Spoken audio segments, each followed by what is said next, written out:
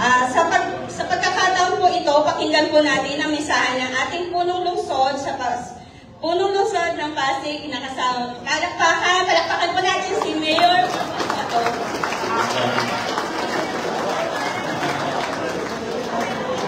Isang maulan na umaga sa bawat isa, Vice Mayor Dodon Jaworski, sa ating mga konsehal, si Konsehal Buboy nandun sa likod, nakita ko, buti na lang, kita ko si Konsehal Buboy dyan. Sa mga kawani ng ating lokal na pamahalaan, pati sa mga national government agencies, nandito muli po sa maulan na umaga. Binabati ko rin po, mapasalamat ako sa CTDFO, host natin para sa flag racing. Kahit medyo nagmamadali po sila, okay lang po. At, para makakit na rin tayo sa ating mga opisina, para sa mga estudyante na maaaring manood, pasensya na po, hindi pumasok sa automatic suspension ng sitwasyon ngayon. At isang linggo na naman hindi pumapasok. Pwede na siguro pumasok ngayon. Pero, pinapaalala po natin sa lahat ng paaralan, private man o public, pati sa ating mga principal, na kapag yung sitwasyon sa kanila ay hindi ganun kaganda, kung may localized na pagbaha, ay pwede silang magdeklara na walang pasok sa kanilang mga paaralan. Hindi kailangan antayin na may city government na mag-declare ng suspension. Mas alam nila yung sitwasyon sa kanilang barangay o malapit sa kanilang paaralan. Pwede po silang magdeklara. Kahit wala po tayong rainfall warning ngayon, maulan pero walang rainfall warning. Hindi yan red, hindi yan orange, hindi yan yellow rainfall warning. Kaya hindi siya talaga pumapasok. At wala naman bagyo dito sa Pasig.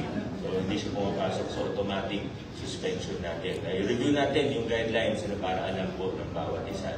Pinapaalala din po ng City Admin natin at ng CHO po natin na next Thursday, sa susunod na Webes, hindi po this Thursday, next Thursday, bale August 7. Tama po ba? Next Thursday, August 7.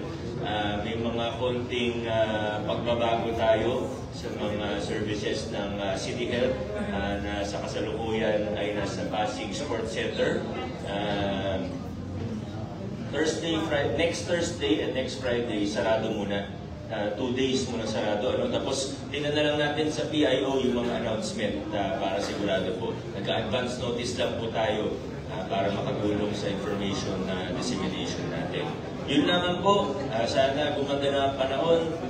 Papasalamat din po tayo pala dun sa lahat ng tumulong sa atin sa incident management team. Alam mo po, may IMT po tayo na gano'n para sa bagyo, para sa habagat, umaabot po sa more than 3,000 personnel. Kahit sabihin na walang pasok, sarado ang mga tanggapan ng pamahalaan, tayo po, mga kawanin ng pamahalaan, ay nag-report pa rin, more than 3,000 po sa atin ang nakasama sa incident management team. Yung iba po, sila yung in charge sa camp management. Batiin lang natin, kahit hindi sila kasama ngayong umaga, si SWDO natin. Laki ng mga improvement natin sa camp management. Kaya naman ang totoo, ang paalala lang naman natin lagi sa mga kasama, si SWDO man o DRMO, una, kilalanin, i-recognize natin ang mga improvement natin at yung Vision Order Department natin at lahat ng mga division nito. Pero habang kinikilala natin yung mga improvement na nagawa na natin, ay importante na patuloy pa rin tayong nag-i-improve. Kasi imposible naman na hindi magkaroon ng susunod na bagyo. Lagi tayo nagdadasal at inaasahan natin na huwag muna, sana matagal pa bago ang susunod na bagyo na talagang tatamaan tayo. Pero ang realidad sa Pilipinas, talagang nagkakaroon ng bagyo at dapat paghandaan po natin ito. Kaya ano man ang sitwasyon, malakas o mahina ang ulan, lagi tayong nag-ahanda. At ang magandang balita naman po, para sa atin dito, lalo na pagdating sa sitwasyon sa baha, ang magandang balita naman, kung meron mang magandang balita patungkol dito, ay nag-i-improve din, hindi lang yung response ng mga personnel natin, nag-i-improve din yung alagayan o sitwasyon natin sa lungsod ng Pasig.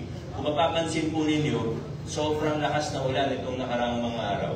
mula nung last Monday, nakaraang Lunes hanggang weekend, di ba? Sobrang lakas talaga, hanggang Biyernes talaga grabe ang ulan.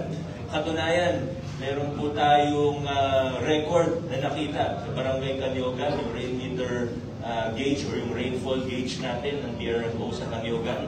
Nakapag-record po tayo ng pinakamataas na level of rainfall in one day. Record po sa history ng Pasig City na sa 485 millimeters. Mas mataas pa po ito sa rainfall nung Ondoy. Yung Ondoy, kung hindi ako nagkakamali, mga 450, mga ganun lang po yata tayo nun. Ito po, umabot tayo ng 480. Tama ka, nasan ba ang DRMO natin? Basta nag-record po tayo, pinakamataas na level of rainfall in one day. Ipopost ko na lang yung detalye para mas accurate at mas sakto. Pero ganun po yung nangyari. Nung Wednesday po yata yun, yung record rainfall sa loob ng isang araw. Pero kung mapapansin po natin, kahit record rainfall in one day ang nangyari sa Pasig City in history, ay yung pagbaha, hindi kasing lala nung dati. Kumbaga, mas maganda yung sitwasyon ngayon.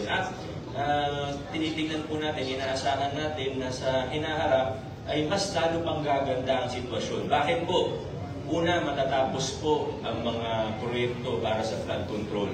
Lalo na yung mga dahilan kung ba't medyo mas mataas ang baha, halimbawa sa Santolan ngayon, dahil ginagawa pa yung revetment wall sa Ilog Marikina sa Barangay Santolan mismo. Yung sa Santa Lucia naman, medyo nagka-problema po tayo sa proyekto ng DPWH sa Pambuli o Buli Creek. Pero by next year, sigurado tapos na rin naman po yun. Kaya mas gaganda din po ang sitwasyon sa Barangay Santa Lucia. Dalawang halimbawa lang po yan, yung dalawang major. Pangatlo ay yung flood control and drainage master plan natin sa pangunan ng engineering at kasama rin ng DRMO, City Admin Office at marami po sa mga opisina dito. Napaka-importante po nito. Sa tagal ng panahon, hindi po tayo nagkaroon ng isang consolidated and complete master plan. Pero ngayon po, binubuo na natin siya at nagsusukat na po yung mga kasama natin sa flood control and drainage master plan. At by next year, tapos na rin po ito, magkakaroon tayo ng parang menu ng mga proyekto na pwedeng gawin ng nasyonal, pwedeng gawin ng lokal, pag-uusapan na lang po. Pero mas madali na, hindi yung tagpi-tagpi yung gawa, hindi yung kung ano naisip na proyekto o puro stopgap na measure, kundi lahat po consolidated. Matututo tayo mula sa mga pagkakamali o pagkukulang noong nakaraan. Kaya sigurado po na kung nakikita natin na ngayon, kahit sobrang lakas ng ulan, sobrang bigat ng rainfall, ay mas maganda ang sitwasyon kumpara sa previous years. Sigurado po tayo na sa hinaharap, magiging mas maganda pa ang sitwasyon sa lungsod ng Pasig. Muli po, maraming salamat. Dahil sa ating lahat, happy Monday, adjourn na po tayo.